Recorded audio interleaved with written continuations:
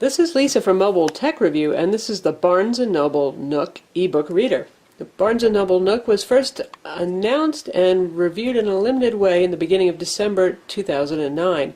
It's now the middle of February 2010, and it's widely available, and it's gone through 2 firmware updates, the most recent of which, 1.2, turn it from a not very polished device into one that's quite good. You can go see this at your local Barnes & Noble store. We're not going to do an extended video of this. You've probably seen them before. We're just going to show you how you actually use the lower screen with respect to the upper screen and what the speed's like and all that kind of good stuff with firmware 1.2. So right now we're in a book, and you can turn the pages using these buttons right here. They're on either side, so neither lefties nor righties will be unhappy. You can also turn the page by swiping down here when the touch screen is turned off, when it's black.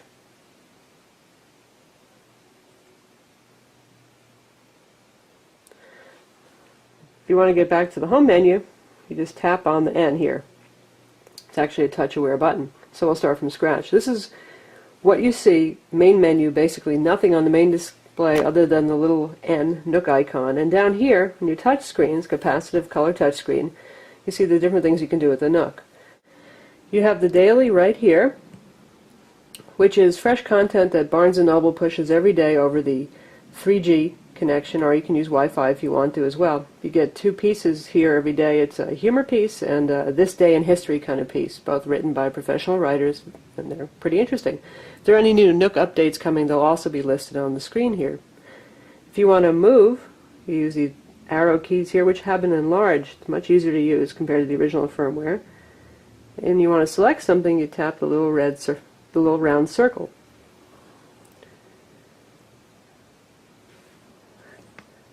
As you can see, page turn speeds are just fine now. Not slow like it was when the Nook first came out.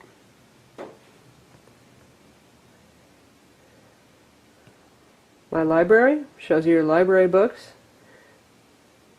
You have your Barnes & Noble library. Anything that you purchased or downloaded from Barnes & Noble is listed here. You can have the cover flow version.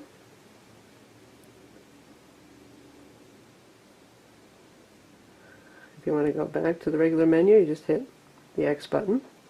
Anything that you sideload, that means put on via USB cable or micro SD card, shows up under My Documents. These can be Google public domain EPUB books, Sony bookstore books, Kobo bookstore books, you name it. It works with anything that is standard EPUB with or without DRM, PDF with and without DRM. So again, if you want to go through your titles, you just use these arrow keys. If you want to shop, we'll connect to the network.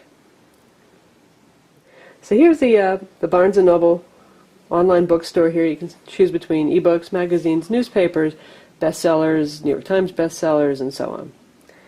And you can do a search. You can browse, say ebooks, and you can pick by a variety of criteria.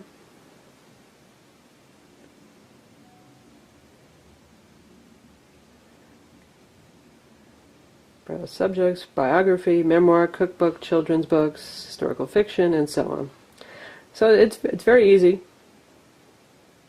to use the bookstore. You can use this back button to get back to where you were. Reading Now takes you to whatever book you happen to have been on most recently. And the settings screen shows you how much storage you have available. This does have 2 gigs of internal storage. Shows you how much you've got left on your micro SD card, and owner profile information, things like that, how much battery you have left.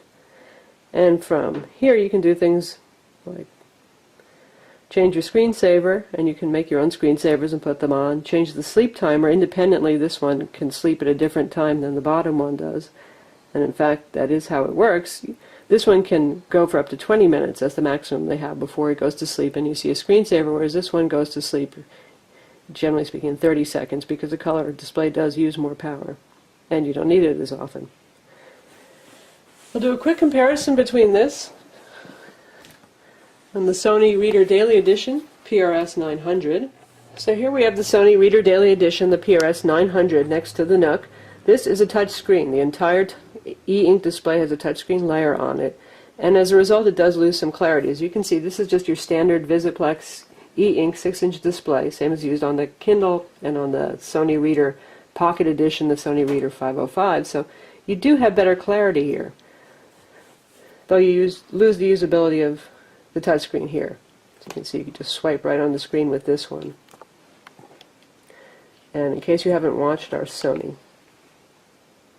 video, we'll show you the store experience via the touchscreen. Here's the home page. Anything you want, you can just tap right on here.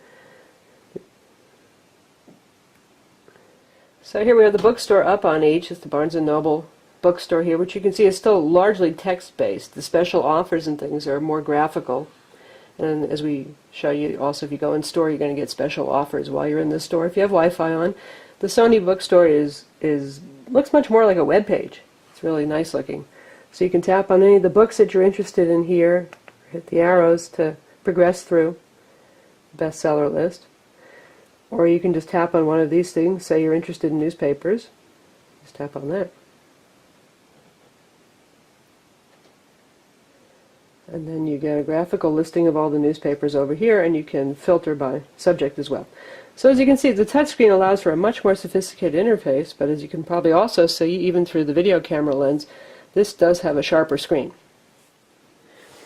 So we'll take a quick look at just the basic hardware of the Nook right here. You can see how relatively thin it is. It's not as thin as the Kindle 2. This is a 1/2 inch. The Kindle 2 is about 0.3 inches. It's about the same thickness as the Sony Reader Daily Edition.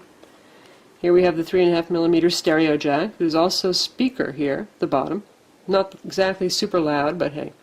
Micro USB port for syncing and charging. The charger and USB cable are included. A case is not included. And this is your power button. Tap it quickly to put it to sleep and turn on your screensaver. If you hold it for about 5 seconds, you can turn off the screen completely. Oddly, Barnes & Noble says that if you turn it off completely, it won't charge.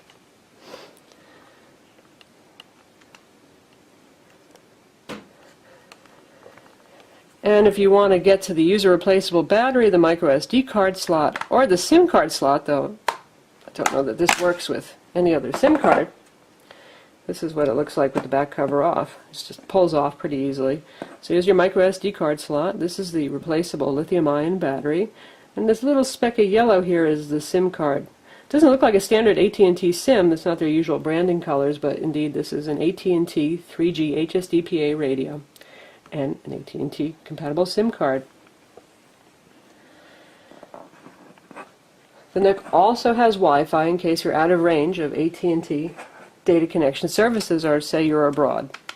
It does not have a built-in web browser. Of course, the Kindle is the only one that has that. Not that it's exactly the most wonderful web browser in the world, but it's something. Next, we're going to take you to a Barnes & Noble store in our neighborhood, and we're going to show you what happens if you go in there and you turn Wi-Fi on. See, you get special offers pushed to you, sometimes coupons for cookies, discounts on books, and you get some free content. So we'll take a look at that next.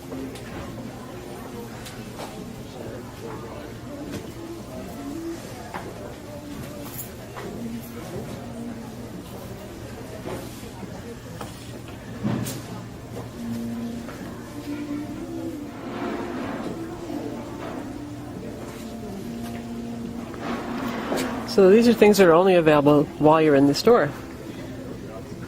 You can read these short stories, essays, that kind of thing. Let's see what else.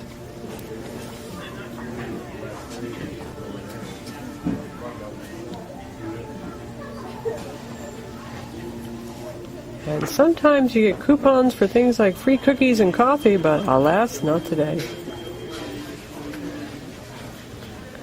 So that's the Nook in-store feature.